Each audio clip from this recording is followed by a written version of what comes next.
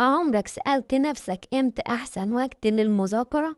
بالليل ولا في الصبح ولا في وقت تاني؟ في الفيديو ده هتعرف الإجابة الصح. خليني أقولك حاجة، مفيش وقت ثابت ينفع لكل الناس، بس في أوقات بيكون فيها المخ تركيزه عالي. أول وقت ويعتبر ممتاز للمذاكرة وهو الصبح بدري، بعد ما تصحى على طول دماغك بتكون مركزة ومفيش تشتت، وده أفضل وقت للحفظ والفهم.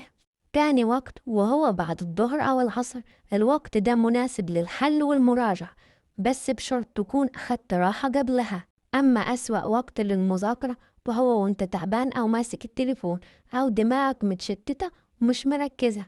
نصيحة مهمة، مش المهم تذاكر إمتى، المهم تختار وقت تكون فيه مركز ومش مضغوط. جرب أكتر من وقت، وأول ما تحس إنك مركز وبتفهم بسرعة اعرف إن الوقت ده مناسب ليك.